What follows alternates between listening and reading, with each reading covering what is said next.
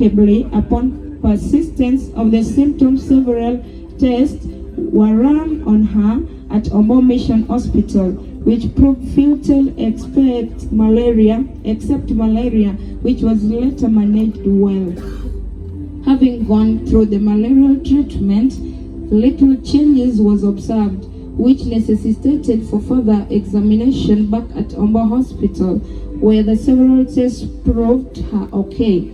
Sister Florence slightly showed signs of improvement until the second week of April, which inspired for need for further examination at Life Care Hospital, Migori, on 11th of April 2024, where several tests were run on her. She had constantly complained of heat in the body and fatigue, where she was advised by the doctor to use antibiotics, which did not orchestrate any change after 3 days, posing the need to go back again to Life Care Hospital. With the determination of the doctors to ascertain what might have been wrong, several tests were further done, which still presented constant results of negative. On Thursday, 25th April 2024, Sister Florence was admitted at Ombo Mission Hospital, where several tests were done, and the results was traced to a bacterial infection in the blood, as stated by the doctor the following day on Friday morning, alongside low kidney function. On 30th April 2024, further kidney function tests were done, of which, before the results were out, she peacefully passed on at 1:56 p.m., confirmed and declared dead by the doctors at 2:02 p.m. for having succumbed to acute kidney injury. A soldier you were, a soldier you rested. We loved you, but him whom you had served so diligently loved you most, and his work can't be questioned. Thank you.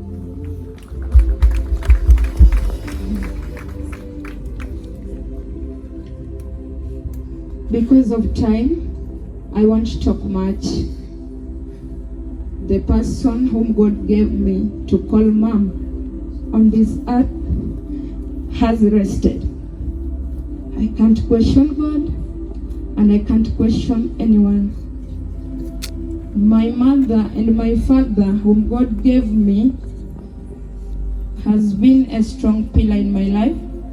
They have seen me through my life and through my studies until I graduated as a dietitian, yet to be employed.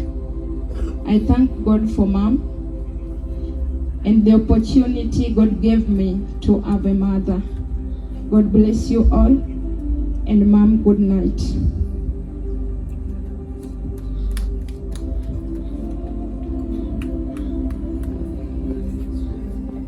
Yes. Bwana asifiwe tena. Our governor, once again, I want to say thank you for your patience. I learned this from you when we met at Bishop Ogwada's place, and also on the day of burial of Mama Wema. God bless you. I told someone I like the patience in you. You are never in a hurry. God bless you.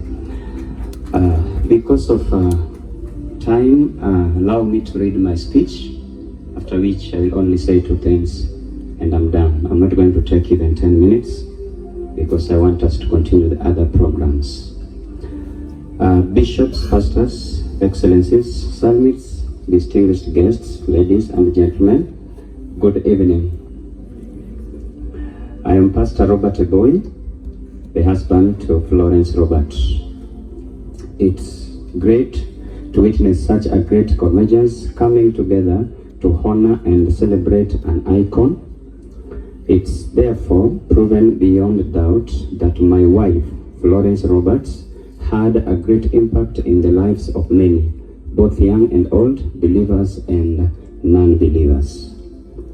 I have known my wife for many years, but I was privileged to be her husband for 10 years. My wife was a woman of her own caliber. She had many crowns on her head, a loving, respectful, and submissive wife, a zealous co-worker in the ministry, a mother to many, and a mentor to countless. The untimely demise of my lovely wife is still a shock to me as I'm speaking to you. This is because she was a promising soul that the entire world still needed to tap something from. But all in all, we can't question God because He saw it best to take to Himself such a true and great worshipper Kenya and countries beyond ever had. Pastor Florence was such a beacon and an asset to the body of Christ, who ministered across all divides and whose church knew no walls. My wife was pronounced dead at Ombo Mission Hospital in Migori following short-term illness believed to be acute kidney injury in the hands of medics working up in arms to see her through the treatment. My dear wife's life was indeed a blessing. Her memory is a treasure. She is loved beyond measure and will be missed beyond words, which her voice continually making echoes of glory in our churches, streets, and all social media platforms.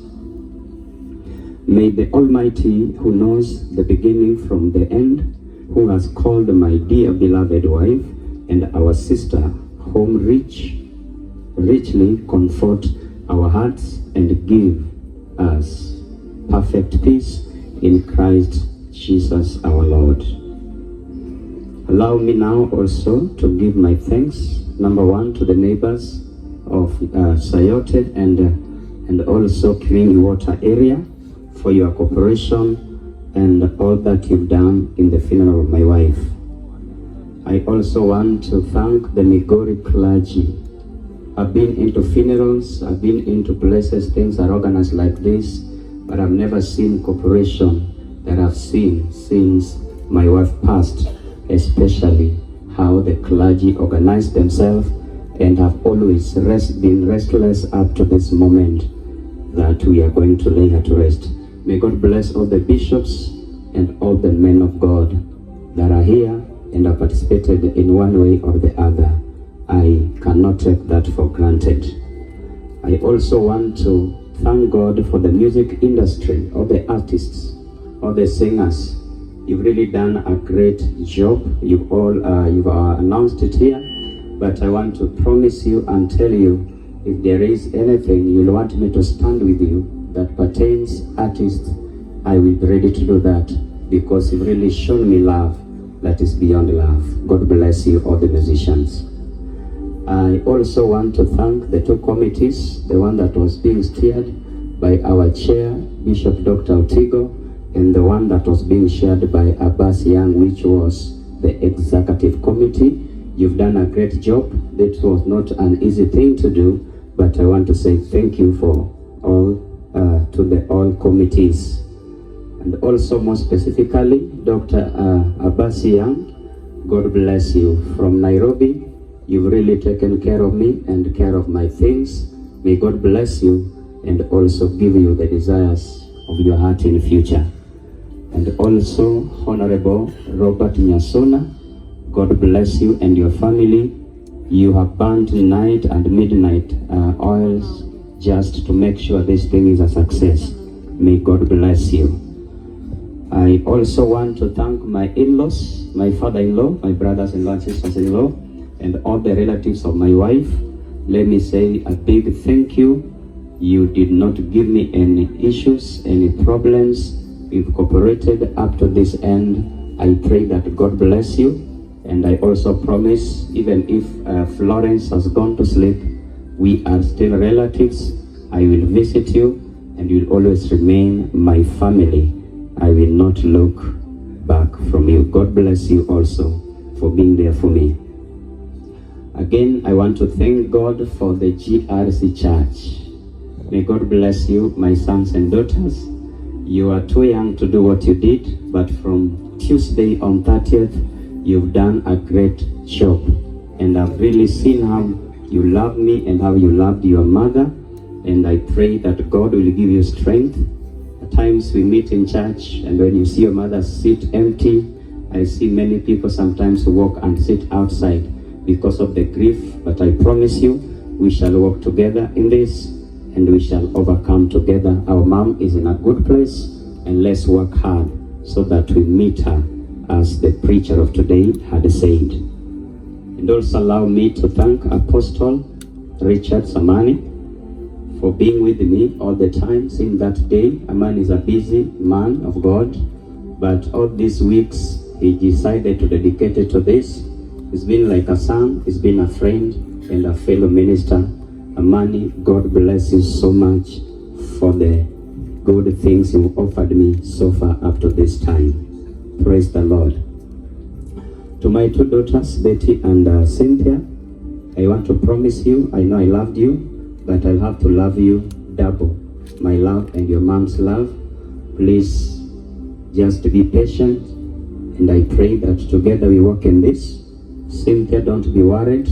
You are going back to school, and I'll make sure, by the grace of God, I help you until you finish. And many others that my wife had begun to help. There's 2 in Form 2, and there's 1 in Form 1, and also Cynthia. I will make sure they finish their Form 4, or they sit for the exams in the Form 4. So don't worry, be strong for us. Again, the Church of GRC, I pray that we be strong and we hold our hands together. My family and my in-laws, let us remain related and also respectful to one another. And also I want to thank the Lord, and I pray that God will help me. I know I'm a man of God, I'm a pastor, but there are things that when you go through, if you're not careful, you can miss a way. But I pray that God will help me and cover me and comfort me, that through all my mourning, I will not sin against God. And lastly, let me say a few things about my wife, and then I finish. Number 1, it is said, and it is true, my wife never wanted to see anything called a nonsense. She was a no-nonsense woman, and I loved her for that. Number 2, she loved excellence. She loved excellence, and everything she did, even cooking, even the cleanness, and whatever she did, she wanted and she loved excellence. That is one thing I learned from my wife. Number 3, she was this person who will rebuke you either in public or in private. Wherever she finds a fault in you, she will rebuke you point blank. Na nasahau. When you meet again, she has forgotten that. She always wanted to see people walk in holiness. Number 4, she never was a dependent woman. Florence was a woman who worked hard to make her own money and to do her own things. She never depended on anyone, including me, the husband. She loved to make her own money. She was a hard-working woman. Number 5, Florence never had permanent friends. She never had permanent enemies. You are born again, walking in holiness, you are a friend. You are born again, walking in holiness, and then you begin to mess around, your friendship is done. You are a bishop, you have money or what, if you are not walking in holiness, your friendship will end. She will still love you from a distance as a man or a woman who is not born again. So she rebuked and also will always make sure she walks with people who are upright. Praise the Lord. Another thing, she hated a born again who is a sinner. If you're born again and you're a sinner, she never loved such people. Florence also taught me something. She taught me giving. I was born again, I was a pastor, but I was not good in giving. But through what I learned from her, she made me become one of the givers. And that is one thing I will appreciate forever. Her heart also was on the building of the house of God. Ma engimane onyalo katachio gutieno. And then she tells me, Dad, let us pray. I have this burden that we need to build the church of God. And one day I told her, you know, I'm the bishop of that church. You're just a pastor, you're my wife. Why is this thing bothering you more than me? And she said, I feel a burden in my heart. I must build God a beautiful house, of which she has died before building that church.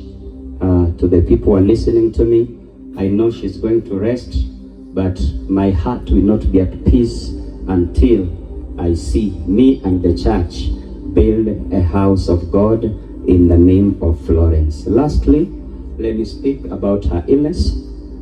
It began mid-February when I was in Tanzania. We had some business running